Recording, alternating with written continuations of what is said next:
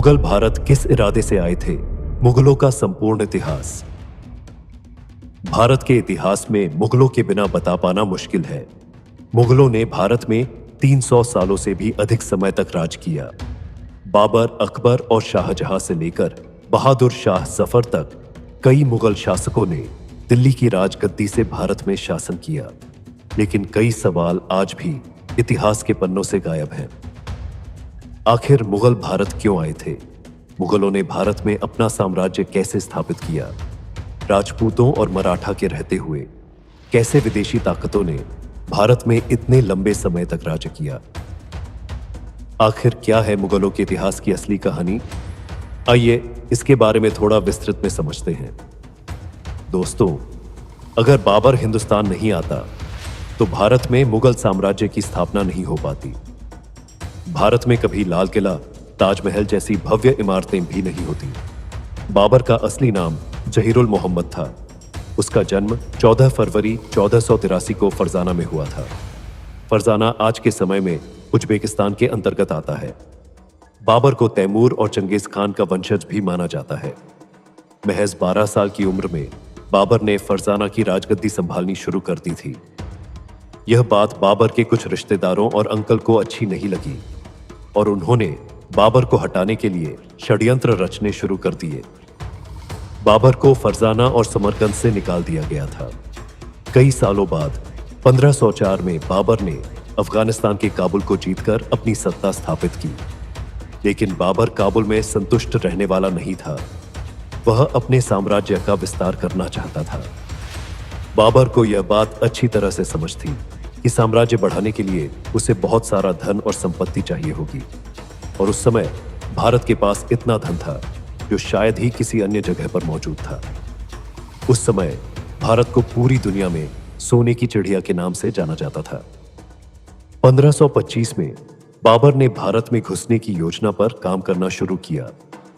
भारत को अपनी ताकत के तहत लाने और यहां अपना शासन स्थापित करने के उद्देश्य से उसने भारत की ओर रुख किया। उस समय हिंदुस्तान में लोदी वंश के राजा इब्राहिम लोदी का शासन था। वहीं राजस्थान में राजपूतों का प्रभुत्व था और दक्षिण में विजयनगर साम्राज्य अपनी शक्ति बढ़ा रहा था। इब्राहिम लोदी का स्वभाव बहुत सनकी था। उसे सत्ता से हटाने के लिए उसके चाचा अलाउद्दीन लोदी और पंजाब के गवर्नर दौलत खान ने एक साजिश बनाई और काबुल से बाबर को भारत आने का निमंत्रण भेजा। बाबर को तो जैसे इस मौके का इंतजार था और तुरंत अपनी सेना के साथ वह भारत की ओर बढ़ चला। 15 दिसंबर 1525 को बाबर ने सिंधु नदी पार की। बाबर के पास केवल 12,000 सैनिकों की सेना थी। सिंधु नदी पार करते ही बाबर ने पंजाब क्षेत्र पर अपना कब्जा करना शुरू कर दिया। बाबर के पास एक मजबूत सेना थी जिसमें तोपखाने और बारूद, गन पाउडर भी शामिल था, जो उसे युद्ध में अतिरिक्त ताकत प्रदान करते थे। बैटल ऑफ पानीपत भारत की धरती पर लड़ा गया पहला युद्ध था जिसमें गन पाउडर का इस्तेमाल किया गया था। बाबर एक कुशल सैन्य कमांडर था और उसे युद्ध का बहुत अच्छा अनुभव था। उसकी रणनीति भी अत्यंत प्रभावशाली थी। दूसरी ओर इब्राहिम लोदी के पास 1 लाख सैनिकों की विशाल सेना थी जिसमें पैदल सैनिक, हाथी, घोड़े और बैलगाड़ियां सभी शामिल थीं। इतनी बड़ी सेना को देखकर भी बाबर का साहस कमजोर नहीं पड़ा। वह एक बहादुर योद्धा के रूप में जाना जाता था। काबुल, अफगानिस्तान और उज्बेकिस्तान में आज भी बाबर को एक महान योद्धा के रूप में सम्मानित किया जाता है। कई स्थानों पर उसके पुतले भी लगे हुए हैं और वहां के लोग यह जानते हैं कि बाबर ने बहुत कम सैनिकों के साथ भारत पर विजय प्राप्त की थी। पानीपत दिल्ली से लगभग 60 किलोमीटर दूर स्थित है और आज के समय में यह हरियाणा का हिस्सा है। बाबर ने इब्राहिम लोदी को युद्ध के लिए चुनौती देना शुरू किया। उसने पहले ही अपनी रणनीति तैयार कर ली थी। बाबर ने दुश्मन के इलाके में एक खाई खुदवाई जिससे लोदी की सेना फैल न सके और बाबर की सेना को एक अच्छा मौका मिल सके। बाबर की सेना के कुछ सैनिकों ने कहा कि हमें पीछे हट जाना चाहिए, लेकिन बाबर ने दृढ़ता से मना कर दिया। उसने कहा, हम इतनी दूर तक आए हैं, अब दिल्ली पर विजय प्राप्त किए बिना वापस नहीं जाएंगे। बाबर अपनी सेना की योजना बहुत ही प्रभावी तरीके से बनाता था। सबसे आगे स्काउट्स तैनात होते थे जो दुश्मन की गतिविधियों की जानकारी बाबर तक पहुंचाते थे। इसके बाद बैलगाड़ियां लाइन में खड़ी की जाती थीं, जिन्हें चमड़े की बेल्ट से बांध दिया जाता था और उनके बीच थोड़ा थोड़ा गैप छोड़ा जाता था। इन गैप्स में सैनिक तीर कमान लेकर खड़े रहते थे और बीच बीच में तोपखाने तैनात होते थे। सैनिकों के पास जो तीर कमान होते थे वे साधारण नहीं थे।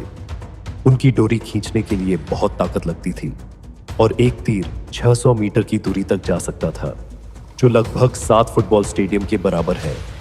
हर 5 सेकंड में सैनिक तीर चला सकते थे और एक तीर 4000 पाउंड का बल उत्पन्न कर सकता था। बाबर के पास एक अच्छी तरह से संगठित सेना थी। दूसरी ओर लोदी की सेना ने भी मैदान में अपना डेरा डाल लिया था, जिसमें 1 लाख से अधिक सैनिक थे। हालांकि इतिहासकारों ने लोदी की सेना को सेना के बजाय एक मेले जैसा बताया। बाबर और लोदी दोनों ही सामने वाली सेना के पहले आक्रमण का इंतजार कर रहे थे। बाबर यह जानता था कि अगर उसने पहले हमला किया तो उसकी जीत की संभावना कम हो सकती है। 19 अप्रैल 1526 की रात को बाबर ने अपनी सेना की एक छोटी टुकड़ी को लोदी के कैंप में भेजा। जैसे ही बाबर के सैनिक लोदी के कैंप के पास पहुंचे, लोदी की सेना ने उन पर हमला कर दिया। बाबर के सैनिक वापस लौट आए और कुछ सैनिकों की जान भी चली गई। इस घटना से लोदी खुश हो गया और उसने सोचा कि बाबर की सेना को हराना बहुत आसान होगा। लेकिन असल में बाबर ने तो अपने दुश्मन को फंसाने के लिए यह चाल चली थी, जैसे मछली पकड़ने के लिए दाना डाला जाता है। 21 अप्रैल 1526 की सुबह लोदी की सेना ने बाबर की सेना पर हमला कर दिया। बाबर की सेना ने पहले से बनाए गए ट्रेंचों में लोदी की सेना को फंसा दिया। उन ट्रेंचों से बाहर निकलने में लोदी की सेना को जितना समय लगा, उतनी देर में बाबर ने तोपों का आदेश दे दिया। लोदी ने अपनी सेना में सबसे आगे 300 हाथी तैनात किए थे, यह सोचकर कि हाथी जल्द ही सामने वाली सेना को रौंद देंगे। लेकिन इसका उल्टा हुआ। तोपों की आवाज सुनकर हाथियों ने अपना संतुलन खो दिया और वे अपनी ही सेना को नुकसान पहुंचाने लगे। कई सैनिक हाथियों के पैरों तले आकर मारे गए। साथ ही तोपखाने से भी लोदी की सेना को भारी नुकसान हुआ। थोड़ी देर में बाबर की सेना पूरी तरह से लोदी की सेना पर हावी हो गई। कई घंटों तक युद्ध चलता रहा और शाम होते होते लोदी मारा गया। उसका कटा हुआ सिर बाबर के सामने लाकर पेश कर दिया गया। इस युद्ध के बाद बाबर को अपार धन दौलत प्राप्त हुई। इतिहासकारों के अनुसार बाबर ने वह सारा धन जनता में वितरित कर दिया और इसके बाद जनता ने उसे कलंदर उपाधि दी। सन 1926 में 43 साल की उम्र में बाबर ने दिल्ली में मुगल सल्तनत की स्थापना की। लोदी को हराने के बाद राजपूतों ने उसका विरोध किया। पानीपत की लड़ाई के बाद बाबर ने 3 प्रमुख युद्ध लड़े, battle of Khanwa, battle of Chanderi और बैटल ऑफ खागरा घोर। उसने इन तीनों युद्धों में जीत हासिल की। हुमायूं को दिल्ली का बादशाह बनाया गया। हुमायूं के 3 और भाई थे, जिन्हें अलग अलग राज्यों की जिम्मेदारी दी गई थी। हुमायूं एक शांत स्वभाव के बादशाह माने जाते थे और वह कोई भी निर्णय सोच समझकर लिया करते थे। लेकिन उनके भाइयों का मन हमेशा षड्यंत्रों में ही लगा रहता था। तीनों भाई मिलकर यह योजना बनाते थे कि हुमायूं से दिल्ली का तख्त कैसे छीना जाए और कई बार भाइयों के बीच संघर्ष भी हुआ। हुमायूं पर कई बार जानलेवा हमले हुए। सन 1539 में चौसा में हुमायूं की भीषण लड़ाई हुई और 1540 में बिलग्राम में भी युद्ध हुआ। इस युद्ध में हुमायूं को हार का सामना करना पड़ा और शेरशाह ने विजय प्राप्त की। युद्ध में हार के कारण हुमायूं को अपनी जान बचाकर भारत से भागना पड़ा। कुछ समय तक वह सिंध में भेष बदल कर रहे। इस दौरान हुमायूं ने हमीदा बानो से शादी की और मोहम्मद जलालुद्दीन अकबर को जन्म दिया।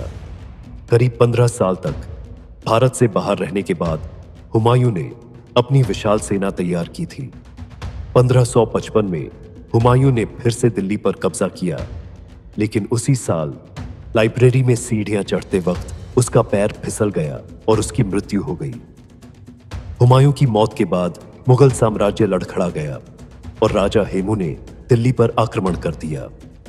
उस समय अकबर की उम्र केवल 12 साल थी और वह